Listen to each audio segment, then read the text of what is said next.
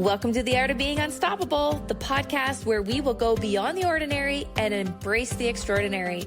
Be part of down-to-earth, no BS conversations where we will explore hot topics on love and money, relationships and business, beauty, and who we get to be with all that shit in between. With our insights and your actions, let's be unstoppable together. Let's go. Hey everyone, welcome back to another episode of The Art of Being Unstoppable. And this is kind of an interesting topic. Most of you know that I'm single and I'm navigating the dating world. And we titled this one, It's Not My Job or Yours Either, because I've noticed a pattern. This is going to be real and vulnerable, you guys. I noticed a pattern that I attract people into my life that I can see their essence. I can see how great they are, but they don't quite see it in themselves. So I feel, up until now, I felt like I had to show them their light. And I realized it's not my job to do the work for people. It's not my job to pull out the gold in them. I do that in my work, but I don't need to do that in relationships. So somebody said something to me, said, okay, so let me get this straight. Do you go in looking for people's flaws so you don't have to waste your time? And I thought about that and I said, no, it's actually the opposite. I go in with people's flaws and all, and I don't see their flaws. I see their greatness. I'm like, I know it's in there. And I hang on and almost for dear life, like I just want so bad for them to see the version of themselves that I see. And I realized that this whole thing, it's not my job to do that, has been hard for me to let go because people will say to me, you think you're better than me. No, I don't think I'm better than anybody. But I also know in a relationship, you got to meet me where I'm at because I'm not willing to come down because you're not willing to do the work. It's not my job. No. And this was hard for me to let go of. And to hear things like that. So you just discount people. You can't be with them. No, I can be with them, but not in a relationship. No. And so it's kind of a bit controversial because people have actually, said to me, well, Tina, X, Y, and Z, Tina, but I don't know. What do you think, Vicky? Am I discounting people and just like cutting them off too quickly? Or from your experience, do I hang on longer than I probably should have because I see them as their highest version? And everyone listening, I get to answer that truthfully, which is because we're close and we do. But you know what? We talk about communication all the time, and you asking me that, you want me to tell you how I see it. And I don't see you as what they say at all. I don't see you that you discount people. I don't see that you look for their flaws. No. You see, and you do see what the potential is all the time. Up until now, what you haven't done is you do, I feel, hold on longer than needed because you still see the good. You keep seeing the good. So those red flags or the bad that pop up, you can tend to, you kind of skirt over it a little bit. You see it, but then you let it go a little bit because you don't want it to be negative. You don't want it to be bad. You want it to be good. Because you do see the good. But you know what? Like, okay, if it was your children, and this is the way I have to look at things for myself too. If that was my daughter, and I saw it, how do I tell her? No. Yeah. It's really funny that you say that because my kids, they're 14 and 16 are like, yeah. Mom, yeah, why are you diminishing yourself to make somebody else feel better about themselves? And I had to really think about that, because the nurturer in me, you matter, I don't. Yep. It's in business, I let go of the nurturer and I stepped into the alpha. But in relationships, yes. I'm still very much holding on to the nurturer, and I get to adopt the more alpha approach. Like, no, I'm just honoring myself. But for some reason, I haven't made this distinction yet where it's okay for me to be that way because I feel bad still. I don't feel bad in business, cutting Nope. people out or like, no, And, I'm just sorry, I'm not working with you. and you know what? I think in personal, it's a little different because we're not leaders in personal. Like you're not a leader in business. You're a leader. That's what you do. You lead the team. You're a leader. But in personal, you can't lead. Like I can't lead the family. Like how does that work? Do you know what I'm saying? Like you can't just lead everybody. Like that's just not the way it is. And but we can do it in a little bit of a different way. Like, you know, it's not my job to make everybody happy. It's not my job to make sure everybody's always included. It's not my, and that is a hard thing for me. You're talking in relationships with a potential partner. I'm talking just with relationships in general with people in my life. I'm having a really hard time. It's not my job because I've never had boundaries, Tina, and you know that about me. And putting up boundaries is not about putting up walls. It's about actually allowing myself to have the courage and the ability to say no thank you, or the ability to say yes, I'm going to do that, and I'm not going to call 12 friends to see if they want to do it with me. I'm going to just do it myself and be okay with that. And I need people in my life to be okay with that because this is where the Yeah. direction I want to go in. So I can't tell them, you know, and it's going to be a change for people because I've never been that person before. I've always been the one that organizes and invites everybody and it's always a great time. But that's not where I'm going. That's not the direction I'm going in. I'm going in a different direction. So it's not my job to please everybody. It's not your job to fix everybody. It really isn't.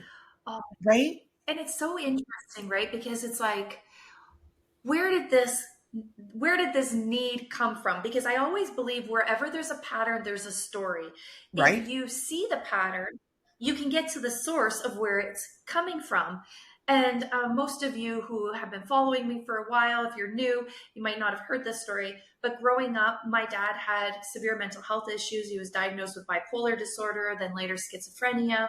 And so I always felt like I needed to fix him so that he could be uh, happier, healthier. Like it was almost my job growing up because from a very young age, 8 years old, I was my dad's sounding board.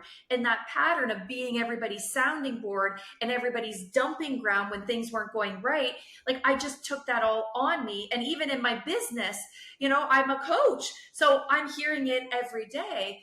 And so that's just been ingrained in my programming of who it's the genesis of my identity. My identity is that person that's going to fix things and make things better. But that's a trauma response.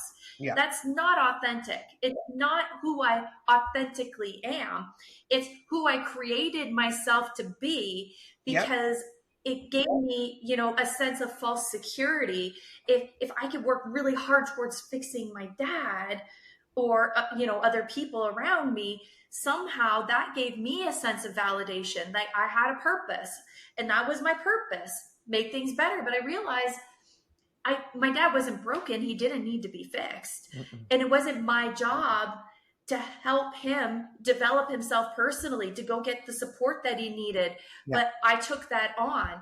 And so it's like, okay, well, maybe I can let that go. And especially in relationships, without the narrative that if I do that, I'm somehow putting myself on a pedestal, I'm being, superior, all those other things that I've heard in the past. Oh, you think you're better than me? You think, no, I'm just honoring myself and my needs. I do my job for a living, but I don't want to do it in a relationship. I want to break the old patterns. Yeah. I don't want to keep taking them into my future. And so that has been a challenge for me, but it's been getting easier now that I'm aware of it and I'm practicing. I can be with however people interpret my actions, whether they think oh, you're just looking at my flaws. No, I'm honoring myself and what I need and what I want. And I'm being okay with that is your view and I see your view because it was my view for a long time. And now I'm not just, I'm not agreeing with your view anymore, because that's what we do. We go through life looking for agreement. And, uh, and I'm not agreeing with that anymore. I'm letting that shit go because it's not actually serving me and it's not going to serve me at the next level. Where I'm heading, that version of me needs to disappear because I'm not 8 years old anymore. I'm not 13 years old No, anymore. no, I'm you're not. 48 years old. I know. I don't look 48. But I had to throw that in there, you guys. Absolutely, girl. But really, it's just part of the awareness again. And I'm starting to see patterns. I dated someone one time and I just thought, oh my gosh, we have so much in common and so much aligned. And then I realized I had become his dumping ground for a past relationship and what he was going through. But it was almost like I had to hang on for dear life, like not let this person go. And I realized, oh man, that was a sneaky one. He's a direct reflection of my dad. The relationship, the trauma bond with my dad is what I was creating with this person. And I had to ask myself, what does this remind me of? That's a great question. If something is showing up for you, just ask yourself one question. What does this remind me of? Mm-hmm. And chances are you're going to find something from the past. Absolutely. It's like, oh man, I don't want you romantically. I want to save your life because I see you going down the same pattern, the same path as my dad, getting hung up on his ex-wife and losing his family. And my dad never recovered. And I'm like, no, I'm going to save you from my dad's life. I'm like, it's not my job. It's not. I can show you. And this is what I see. Take it for what you will. This is what happened with my dad. I don't know if you want this same life, but if you don't, you're going to have to do the work to get out of your current situation. Mm-hmm. And, as a coach, you get to give people that information when you're coaching them. Absolutely. But in a relationship, with permission. That's right. With permission when you're coaching. Yes. But in a relationship, and I find this, and you'd find this because we've been together in situations where people start talking about something and then we step back because we don't know, or should we say anything? Shouldn't we? Like how there's that fine line of listening, getting curious, and then coaching. But when someone wants to know something, and they do want you to coach them, or they do want your opinion or how you feel, it's okay to give it, but it's not my job to give it to you and then you take that on and you agree with it. It's not my job to make you agree with me. And it's not your job to make me agree with you. You have your way of being, you have your way of thinking and viewing things, and that's okay. It doesn't have to be the same as mine. My husband and I have very different views on a lot of things, very different, but I can respect where he comes from and he can respect where I come from. We don't have to agree, but we have to have a common ground so that we can bond together to create a life together. There has to be something. Do you know what I'm saying? Whereas when I don't want to fix him. And it's not my responsibility to own who he becomes and what he says and what he does. It's not my job. And it's not my job for my children either to make them believe and see my view and be the way I want them to be. It's not my job. And I think that that's the biggest thing. So in your relationship with another person, like in a partnership, it's not your job for them to see their potential. If they can't see their potential, move on. Like, I'm sorry. And I don't mean to sound like it's that easy, but and I say this to you all the time. And when I first met you, I was told Tina Brigley's a big deal, And then when I told you that, you started to laugh. You're like, what? But no, you haven't taken anyone that says to you, well, you're pretentious, they have no idea who you are. They don't know who you are then, honestly, because you're not that person. You're not. You are the most, you allow people to be who they are, and how you choose to be in their lives is your choice. You get to choose. Do I want to be closer to you or don't I want to be closer to you? That's your choice. But you're not that person that is going to pick out everybody's this, that's, and others. You're not that person. it reminds me of the Matrix, where take the blue pill and your life Yeah. is going to be the way it's always been. Take the red pill and you're going to see things so differently that you're not going to be able to ignore it. Well, with over 5,000 hours of personal development and growth, I haven't even touched the surface.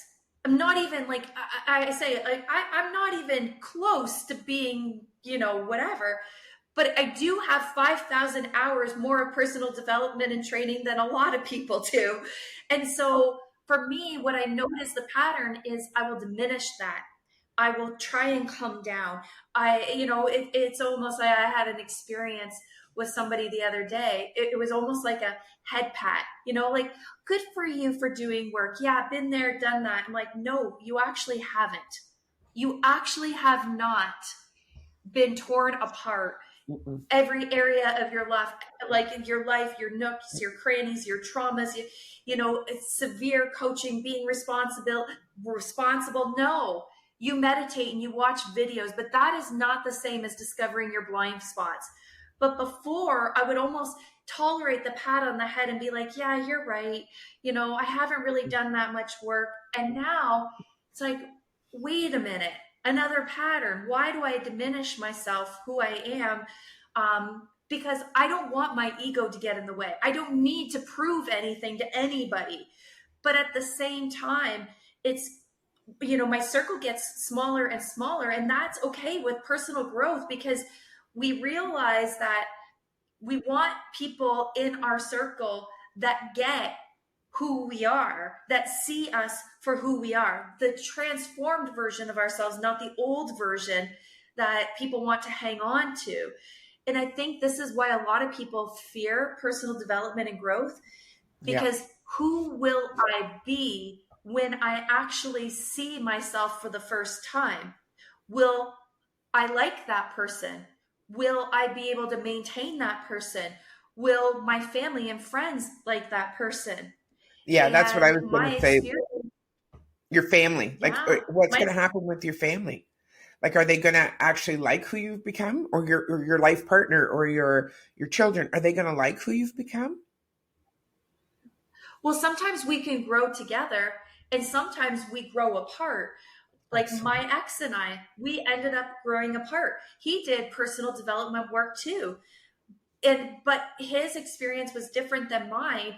And when he became the best version of himself and I became the best version of myself, like right now, Yeah. there's still more, there's a whatever, Oh, but absolutely. we realized that right now in this present moment, we're not actually going to help each other get to the next level.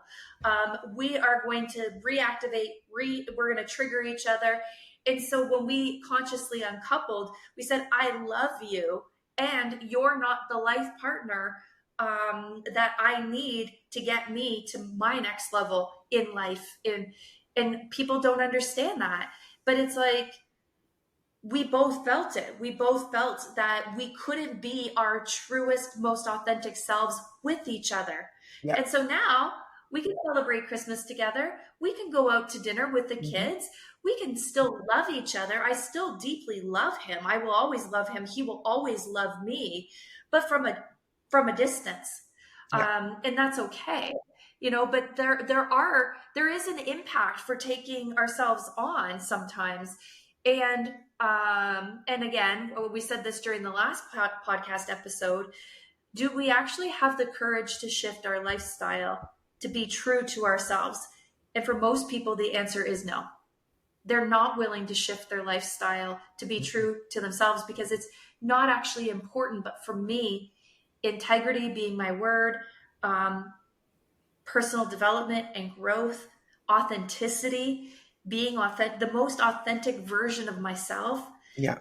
is important to me. And I remember seeing a picture that said, sometimes finding yourself means losing everything. And it was a bed with a TV on a box. And like, it was basically, the caption said something like, sometimes finding yourself means losing everything. And that really hit home for me because I remember the first time I got separated, living in my mom's unfinished basement out of suitcases, going from a $1 million plus home, custom made with everything, the trips, the this, to now being in a little 1 bedroom unfinished basement without, Yeah. and it was like I was willing to lose it all to find myself, because I couldn't in my life wake up when I was 80 years old with all this stuff around me and still feel like a shell of a human. Like I didn't live to my fullest potential. Yeah. And because that's important to me, but that's not important to everybody. That's not a core value. Sometimes stuff and material possessions Yeah.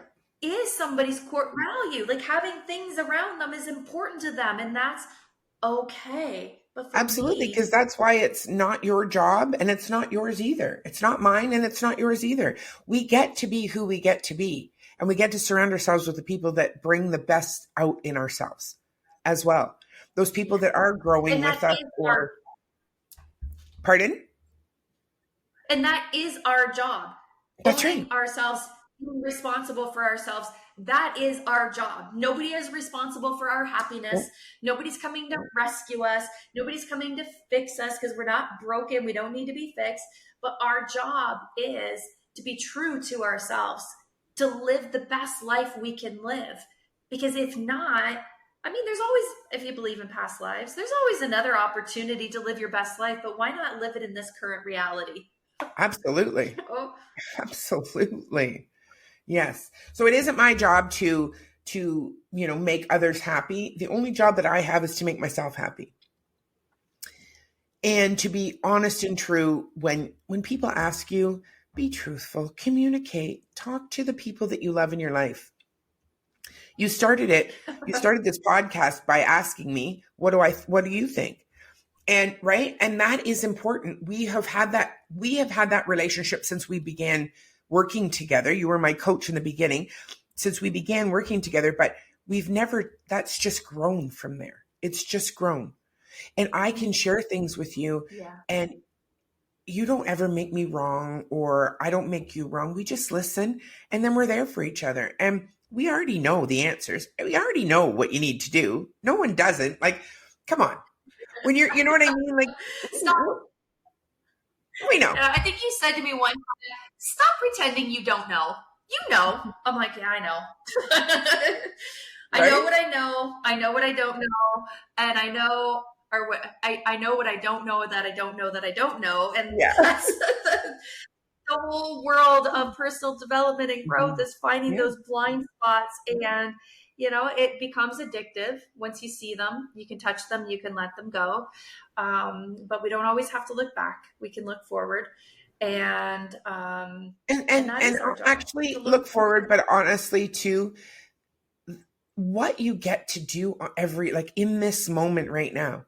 We have this moment, and we're here to help people. That's what we're here to do. We're here to support people, give them our way of seeing things, and hoping that they get to see them a little bit of a glimmer for themselves too. I want to empower women to, and I say women, men too, who, if you're listening, I'm here for you too. But, I work primarily with women because, our inner beauty is important. We get to be beautiful. It comes from in here. Doesn't matter. We can work on that. You can get your hair done. You can do makeup, whatever. But when it comes from in here, you automatically have that on the outside. It just comes out. It's when you walk into a room and people ask you, what's different about you? That beauty is soul deep. And we'll say this almost every podcast episode. Isn't that what living is all about? Being the best human you can be, and allowing yourself to just experience the joy of living, really living. Yep. Yes, ma'am. And on that note, I think we should declare this podcast episode complete. I declare it complete. Thank you for being here. Thank you for listening. Thank you for watching. And we'll see you back maybe with a little lighter topic, a little funny one, because Vicky, I have some funny stories to share about my whole dating life. And I know people want to hear the down and juicy and the nitty gritty. So those Absolutely. are coming. Absolutely. Those are coming. Lots of funny stories to share. Awesome. Well, friends, that is the end of our episode today. If you love this episode, hit the subscribe button so you never miss another episode. And please share us with your friends and tag us on your socials at The Art of Being Unstoppable. So for today, have yourself a beautiful day and let's be unstoppable together. See you next time.